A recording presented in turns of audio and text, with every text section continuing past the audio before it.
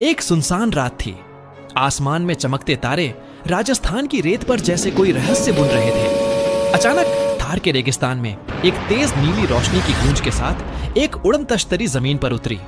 उस गोल चमकदार यान से एक अजीब सा प्राणी निकला, लंबा, दुबला, कान कुछ बड़े और उसकी आंखें गोल गोल चमकती हुई। उसके बदन पर कपड़े तो थे पर अजीब किस्म के, और एक अजीब चमकदार लॉकेट था। वह पीके नहीं था लेकिन उसी ग्रह से आया था। उसका नाम था जीको। जीको अपने ग्रह निरवलोक से पृथ्वी पर मानव व्यवहार का अध्ययन करने आया था। पर जैसे ही उसने जमीन पर पैर रखा, उसकी कम्युनिकेशन लॉकेट एक राजस्थानी ठग ने छीन लिया। जीको अब इस अनजान ग्रह पर बिल्कुल अकेला और बिना किसी संपर्क के फंस गया था। सुबह का सूरज उगा तो जीको को चारों तरफ फैला सुनहरा रेगिस्तान दिखाई दिया।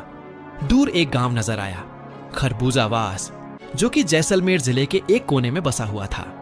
वह पैदल चलकर गांव की ओर बढ़ा। उसके अजीब हाव भाव और बिना कपड़ों के शरीर को देखकर गांव वालों में खलबली मच गई। किसी ने कहा भूत है, कोई बोला जिन्न है, और कुछ औरतें तो डर के मारे घरों में छिप गईं।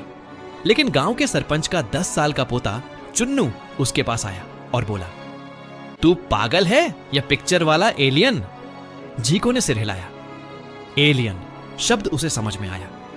चुन्नू उसकी बातों को नहीं समझ पाया, लेकिन जीको ने हाथों से इशारे कर करके समझाया कि वह किसी दूसरी दुनिया से आया है। गांव के पंडित जी को लगा यह कोई देवदूत है, तो उन्होंने उसे मंदिर में रखा और पूजा पाठ शुरू कर दी। जीको को मंदिर की घंटियां और आरती की आवाजें पसंद आईं, पर समझ नहीं आया कि इंसान रोज रोज इतने सारे भगवानों से क्यों बातें करता है। एक दिन उसने पूछा, कौन सा भगवान असली है? चुन्नू ने हंसते हुए कहा, यह तो यहां किसी को भी नहीं पता। जीको ने गांव का कोना कोना घूमा, ऊंट की सवारी की, मिट्टी के घर देखे। उसे सबसे ज्यादा मजा आया जब एक लोकगीत गाने वाली महिला ने उसे मंच पर नचाया।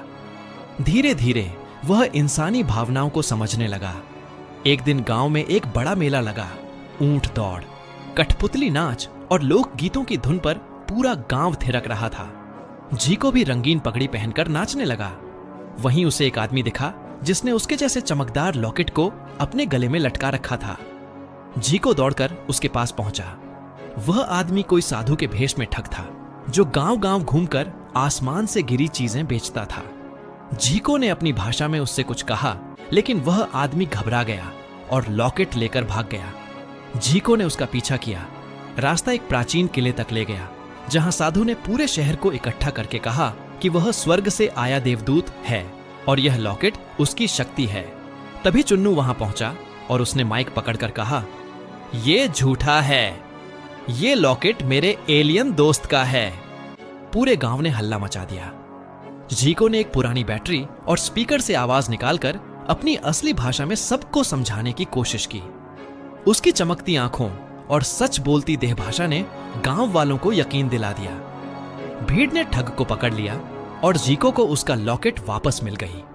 लॉकेट पहनते ही यान का संपर्क वापस जुड़ गया। आसमान से फिर वही नीली रोशनी गिरी। उसका यान उतरा। चुन्नू रोने लगा। तू जा रहा है? जीको ने मुस्कुराकर उसका हाथ पकड़ा और अपनी घड़ी से एक बटन दबाया। चुन्नू की जेब में एक चमकदार खिलौना गिरा जो हर सवाल का जवाब देगा। जीको ने आसमान की ओर देखा, राजस्थान की मिट्टी को छुआ और उड़न तश्तरी में बैठ गया। आसमान में उड़ते हुए उसकी आंखों में राजस्थान की वो मिट्टी, ऊंट की सवारी, बाजरे की रोटी और इंसानों की उलझी पर सच्ची भावनाएं हमेशा के लिए बस गईं। जीको चला गया, लेकिन उसके सवाल गांव वालों के दिल में रह गए। अगर भगवान एक है तो मंदिर इतने क्यों हैं? अगर इंसान एक जैसा पैदा होता है तो धर्म अलग क्यों होते हैं? और सबसे बड़ा सवाल, सच्चा कौन है? रेत की उस धरती ने एक बार फिर आसमान से आए मेहमान की सादगी और मासूमियत को अपने दिल में बसा लिया। जैसे पीके कभी आया था, वैसे ही जीको भी एक सवाल छोड़ गया।